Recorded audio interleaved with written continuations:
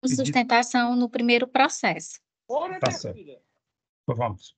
Quem é que pede a sustentação? É a parte apelante? Exato, apelado pelo Banco Pan. Tá bom. Tá bom. Então, vamos lá. Vamos iniciar. Deixa eu ligar minha câmera. Você vai situar primeiro aí. Ô, Deixa eu minha ver Nossa aqui. Senhora. A gravação já foi Ué, iniciada. chama ele, minha filha. Pô, diga que eu preciso falar com ele. Doutora Léa? Sim, desembargador. Não. Iniciada a gravação, inicialmente eu desejo um excelente dia para todos nós. Amém. Presidente da Câmara, doutor Paulo Roberto, Mador Jame, doutor Linhares, doutora Ana Selma, doutora Leia. Estamos declarando aberta a sessão dessa segunda Câmara Especializada Civil do Tribunal de Justiça do Estado do Piauí, na data de 25 de julho de 2023. Nós temos 2 processos na pauta. Eu solicito à senhora secretária para fazer a leitura da ata anterior. Eu renovo meus cumprimentos. Passo a leitura da ata anterior. É a ata da sessão anterior, realizada no dia 4 de junho de 2023, disponibilizada no Diário da Justiça de número 9625, em 5/6 de 2023, e dada como publicada no dia 6/6 de 2023. E até a presente data não foi impugnada, eu passo a apreciação para o presidente da Câmara. Sem nenhuma manifestação, declaro aprovada a referida ata. Doutora Leia, o primeiro processo que tem pedido de sustentação. Processo de número 1 da pauta é o processo 080-5481, dígito 20, 2021, 818-0026, é uma apelação cível. Origem é Campo Maior, segunda vara, apelante Francisca das Chagas Pereira Silva, advogado Daniel Oliveira Neves, apelado é o Banco Pan, advogado Feliciano Lira Moura e outros, e o relator é Vossa Excelência, desembargador Dourado. Então, relatório do sistema, com a palavra a doutora Selma. Doutora, tem 15 minutos, com 12 minutos a doutora Leia. Se a senhora chegar lá, a doutora Leia lhe alerta, que faltam 3, tá bom assim? Excelente, À ok. vontade. Bom dia a todos, meritíssimos desembargadores. Sendo breve, a parte autora, ela proferiu um recurso de apelação, alegando que havia descontos em seu benefício depois de um contrato de empréstimo consignado junto com esse banco, o qual ela alega não ter firmado. Contudo, excelências, na peça contestatória foi demonstrado que a parte apelante, de fato, firmou um contrato de empréstimo consignado com este banco, no valor de R$ 1.747,95. Isso ocorreu no dia 21 de março de 2019. Importante ressaltar que todos os documentos apresentados comprovam a regularidade da contratação e a ausência de qualquer irregularidade com a apelante. O contrato foi formalizado, seguindo todas as orientações e medidas para o cumprimento do princípio da informação, com cláusulas lidas em voz alta e assinado na presença de 2 testemunhas, conforme o procedimento orientado por este banco. A apelante alega ainda a questão do analfabetismo, o que este apelado impugna, tendo em vista que a pessoa analfabeta ela é plenamente capaz para todos os atos da vida civil, não havendo necessidade de procuração pública, como alega na apelação, ou escritura pública para a contratação do empréstimo consignado. É notório que a parte apelante recebeu o valor do empréstimo, o qual foi disponibilizado em sua conta econômica. Então, excelências, diante disso, o banco na mais forma, de acordo com o contrato celebrado, e os descontos foram devidamente realizados. Portanto, a sentença de improcedência do juiz original está devidamente fundamentada e deve ser mantida. Sendo assim, requeremos a devida permanência da improcedência da presente ação. Agradeço os eminentes desembargadores e coloco-me à disposição para esclarecer qualquer dúvidas. Obrigada. Pois não, doutora Selma. Colegas, aqui, parabéns à doutora pela forma sintética de tocar nas razões. Mas aqui nós estamos, colega, num caso que já é sedimentado na nossa Câmara, inclusive com base na jurisprudência do STJ. A questão aqui não é o contrato de analfabeto só, tudo bem. Há realmente a assinatura dela, analfabeta, com 2 testemunhas, doutor Linhares, mas não tem o arrogo. E isso já está pacificado no STJ. O analfabeto, o arrogo é a garantia, como a doutora disse, que foi explicada as cláusulas para ele, mas não. O arrogo é uma garantia de que a parte contratante está ciente das condições. Porque pegar a sua impressão digital e colocar 2 testemunhas, isso aí até mais ou menos. Agora, tem que ter essa garantia da assinatura arrogo. Desculpem aqui, mas a situação que se nos apresenta é essa. Um momentinho, aqui hoje, tá? A situação que nos apresenta é essa. O nosso voto está lavado nesse sentido, dando provimento à apelação, porque efetivamente, né, a jurisprudência do STJ está pacificada nesse sentido. Então, a gente vaza o voto, nossos fundamentos sobre esse argumento. O banco apelado, a nota, acostou o contrato de empréstimo consignado em que se observa que a manifestação de vontade da parte apelante foi realizada pela imposição de sua impressão digital, acompanhada de 2 testemunhas, mas não tem a presença da assinatura arrogo, conforme ID 764-0706, ou seja, não houve o cumprimento dos requisitos legais exigidos para a contratação. Então, essa contratação a gente considera nula.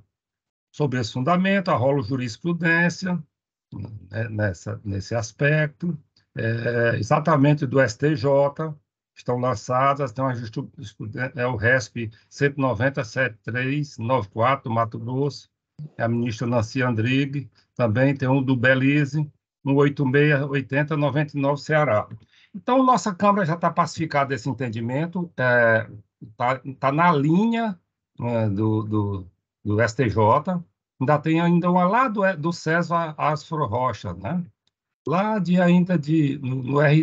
RT 746183, né? 4ª turma.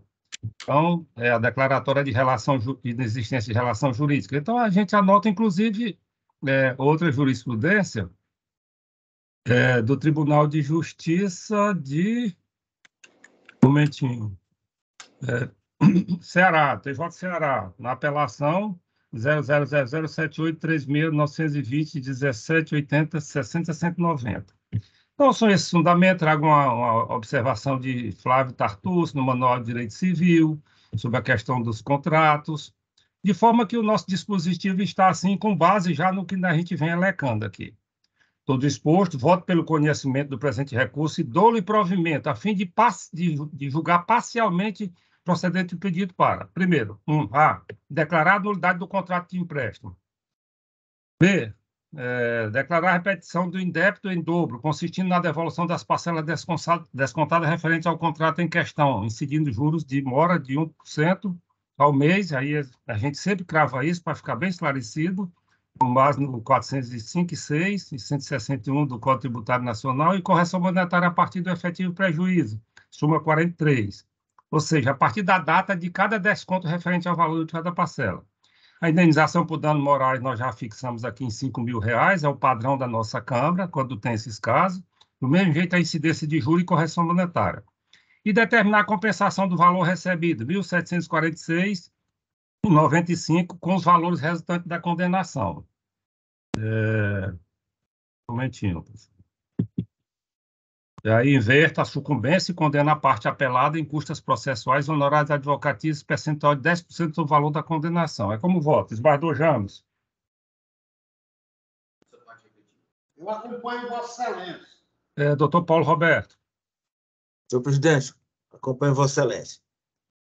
Proclamo o resultado. O tribunal, unanimidade nos termos do voto do relator, deu parcial provimento do recurso para condenar a parte apelante nas verbas incertas nas alíneas A a E do voto. Doutora...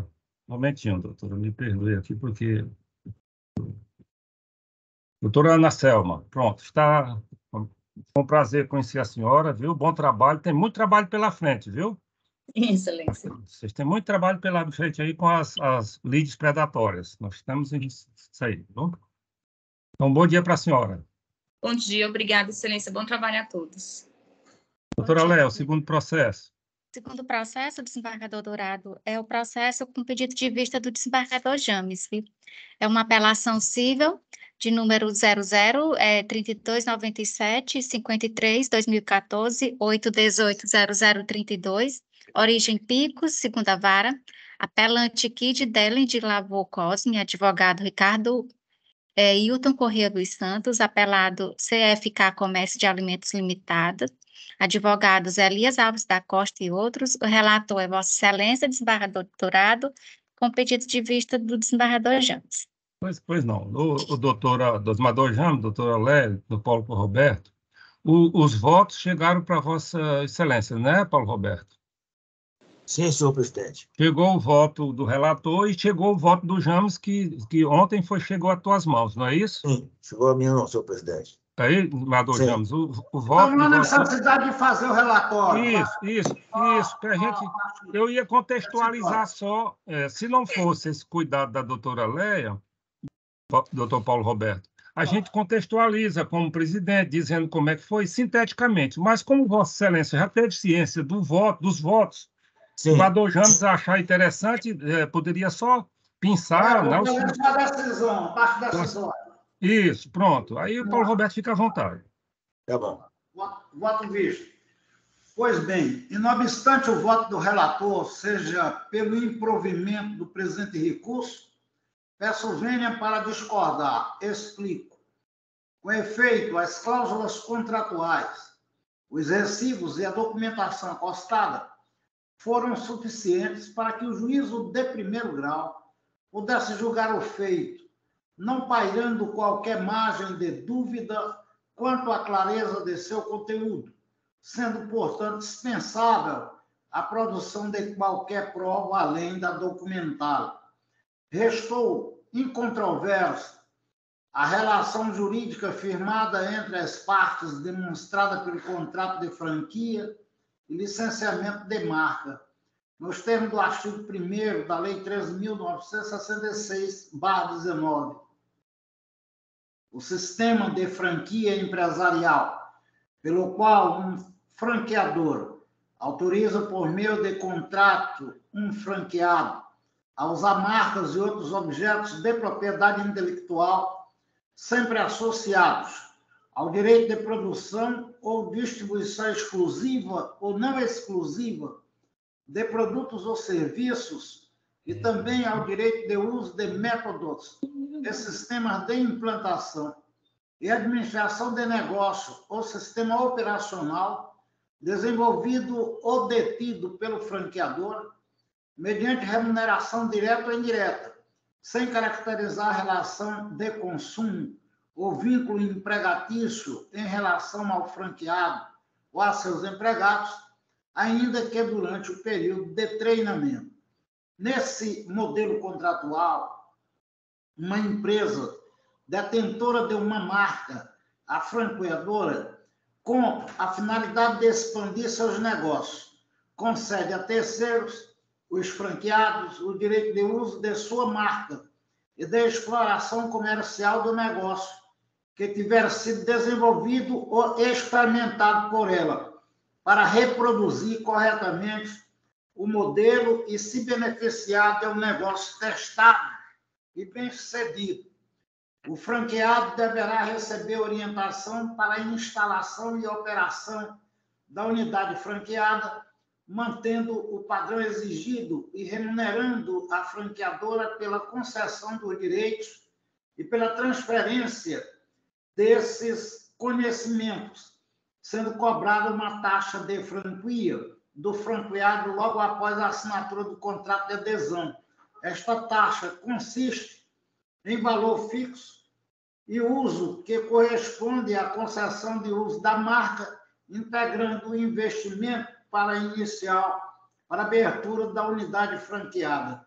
No caso concreto, a apelante pagou o valor de R$ 32.500 de taxa de franquia, comprometendo-se a apelada a disponibilizar suporte técnico e supervisão de operação, conforme estabelecido no contrato. Na verdade, o que houve foi que a apelante desistiu do negócio antes que a apelada houvesse implementado qualquer ação, tivesse qualquer despesa ou mesmo fizesse algum investimento de maneira que não se justifica ou afigura minimamente razoável a retenção da taxa de franquia.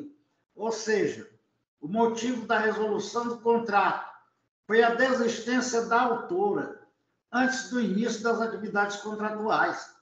Diante disso, do exame do contrato, a par das circunstâncias fáticas, verifica-se que deve ser afastada a incidência da cláusula penal, que cuida da retenção do valor pago pela apelante, por isso que, malgrado a desistência, não restou evidenciada a apuração de qualquer prejuízo pela franqueadora, a qual, repita-se, simplesmente não iniciou qualquer das atividades a que se comprometeu, não viu iniciado o uso de sua marca e não fez qualquer investimento que justificasse a retenção de qualquer valor.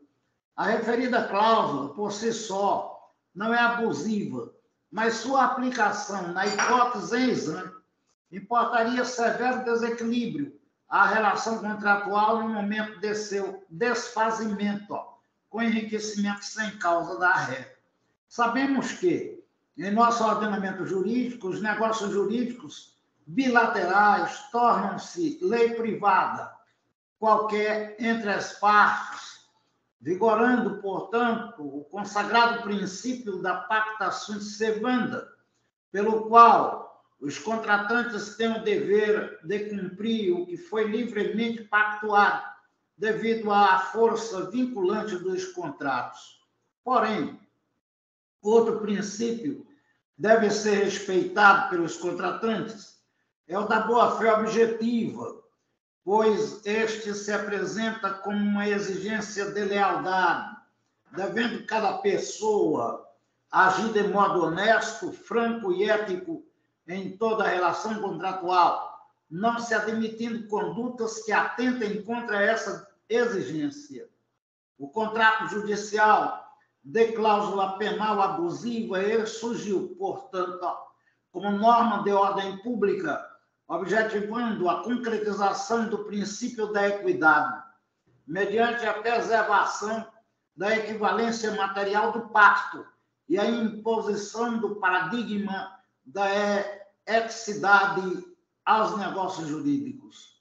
Nessa perspectiva, uma vez constatado o caráter manifestamente excessivo da pena contratada, deverá o magistrado, independentemente de requerimento do devedor, proceder à sua redução, a fim de fazer o ajuste necessário para que se alcance um montante razoável, o qual, malgrado o seu conteúdo sancionatório, não poderá resultar em verdadeiro enriquecimento sem causa. Assim, decidem os tribunais, apelação civil, ação de rescisão contratual combinado com restituição de quantia certa, contrato de franquia, desistência de negócio, pretensão de resolução de contrato combinado com devolução da taxa de franquia no valor de R$30 mil, sentença de procedência e resignação da ré, que não merece acolhimento. No que interessa, correta a sentença que decretou a resolução do contrato e condenou a devolução da taxa de franquia paga. Desprovimento do recurso, TJ Rio de Janeiro. Relator Daniela Brandão Ferreira. Datado de 12 do 5 de 19 de 20. 12 do 5 de 20. E a outra, apelação civil, franquia, cesseamento de defesa, não configurado, descumprimento do contrato pela franqueadora, cláusula penal, reembolso da taxa de franquia. O descumprimento do contrato pela franqueadora impõe a observância de seus termos quanto às consequências do inadimplemento, a tornar legítima a incidência de cláusula penal, bem como da obrigação de restituir o valor pago a título de taxa de franquia, diante da necessidade de retorno das partes ao estado anterior. Artigo 182 do Código Civil, TJ Distrito Federal, Relator Carmelita Brasil, julgado em 15/2/19. Desta forma, leciono o artigo 413 do Código Civil. A penalidade deve ser reduzida equitativamente pelo juiz se a obrigação principal tiver sido cumprida em parte ou se o montante da penalidade for manifestamente excessivo, tendo-se em vista a natureza e a finalidade do negócio. Assim, tendo em vista que a parte apelante cumpriu aquilo que lhe era devido nos termos contratados, merece ser reformada a sentença que julgou improcedente o pedido. Diante do exposto, voto pelo conhecimento e provimento da presente apelação cível para reformar a sentença de primeiro grau, de modo que os valores pagos pela parte apelante sejam devolvidos em um percentual de 40% do valor inicialmente pago. É o voto, senhor presidente. Por nome do desembargador James, está aí o voto do doutor Paulo Roberto. Senhor presidente, senhor desembargador relator, senhor procurador, colega Léa, que nos assiste na nossa sessão. Senhor presidente, eu ouvi com bastante atenção o voto vista do eminente desembargador James, mas peço venha a divergência que ele inaugurou para acompanhar o voto de Vossa Excelência, senhor presidente. Porque, assim como Vossa Excelência, eu também compreendo que a franqueadora cumpriu substancialmente a sua parte no contrato e a rescisão se deveu por ação exclusiva da parte franqueada. E, portanto, não compreendo também não merecedor do que busca nessa ação, né? de receber, de ver restituído, né? Esses valores que ele prestou a título dessa cláusula de franquia. Então, senhor presidente, acompanha Vossa Excelência. Pois não, proclamo o resultado, está por 2-1, nos termos do voto do relator, para julgar procedente manter a sentença. Como tem necessidade de quórum ampliado, doutora Léa, desembargador James, a gente o doutor Paulo Roberto já fica, porque já fica vinculado também à próxima sessão. Dia 1º já pode colocar esse processo com os outros dois que eu tenho, viu? Tudo Tá bem. bom assim? Pronto, nós fizemos, doutor Paulo Roberto, acho que é a primeira sessão que você faz com a gente aqui nessa Câmara, ou não? Já fez uma? Fiz uma outra. A outra, mas eu Uma estava na primeira. presidência, não, acho que era o Senhor James presidente, ainda. Não. senhor presidente, Pois não, desembargador James.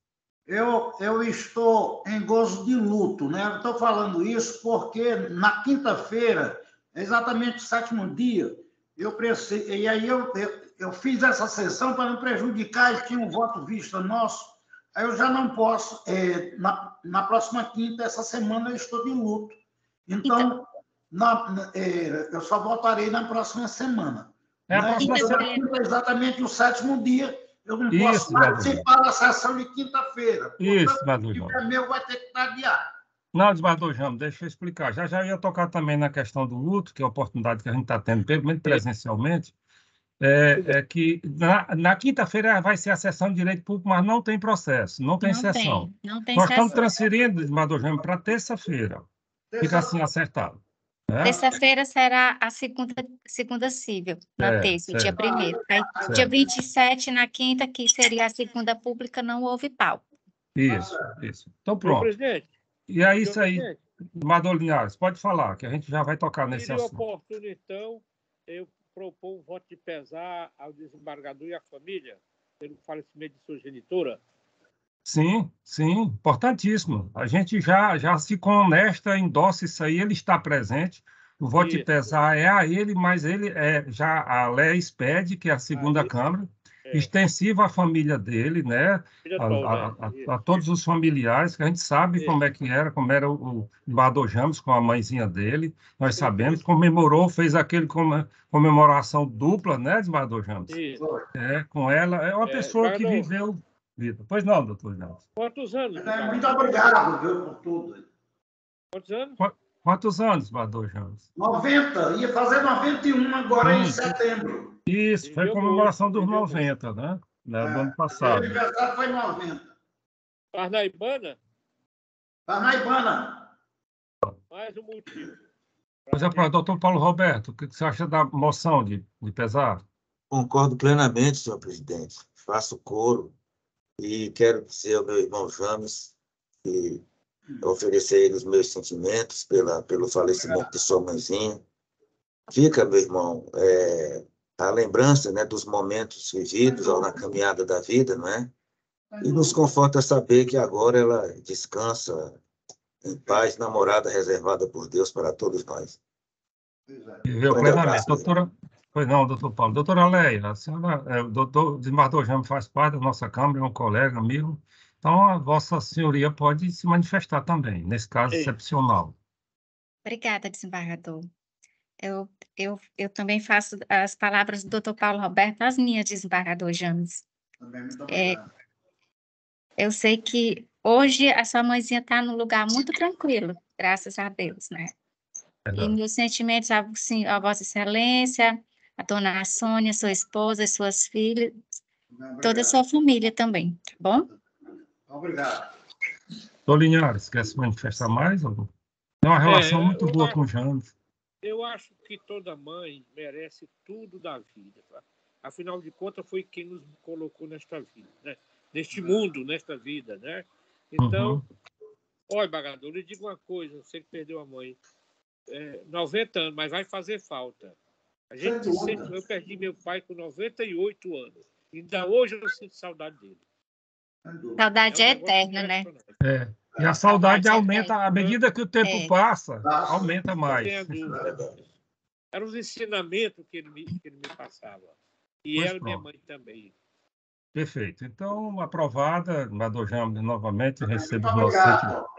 Obrigado. Então, declaramos encerrada a sessão, agradecendo a presença de todos e que Deus nos ilumine nossos trabalhos. Amém, meu irmão. Paz e bem. Um grande abraço. Teremos sessão na quinta? Não Não, teremos. quinta não teremos, doutor Linhares, certo? Ok. Quinta não teremos, só dia 1º, na terça-feira. Tá bom, doutor Paulo Roberto? Dia Pode 1º, encerrar a gravação. o senhor fica Estarei aqui. vinculado somente nesse processo de hoje, essa E, de apelação. repente, pode ter algum outro, né? Que alguém ele vota também na necessidade. Certo, Exatamente, estarei lá, se Deus exatamente, desembargador. Muito obrigada, doutor quiser. Paulo Grande Roberto. abraço. E, Paulo, só Desembargador James, esclarecendo, bom viu, dia. Paulo? Na outra sessão, como você vem para compor, por estar vinculado, e a ampliação de quórum, geralmente a gente dá prioridade ou para o horário que o outro desembargador vem, né? Porque o Zé Wilson vai estar presente, então a gente vai convocar mais um desembargador. E aí a gente dá prioridade, principalmente para o horário combinado, né? Para não atrapalhar os outros trabalhos, tá bom? Tá certo, tá bom. Tá bom. Obrigado. Bom dia, Muito pessoal. obrigado, meus irmãos. Sejam felizes. Vai. Tchau, Lesley. Tchau, abraço a todos. Tchau. Tchau, doutor Paulo. Abraço para o desembargador James, desembargador Dourado, doutor Linhares. Bom Dona dia. Léa, a senhora pode ficar. Encerrou a gravação? Eu vou já encerrar, só um Pois minutinho. encerre.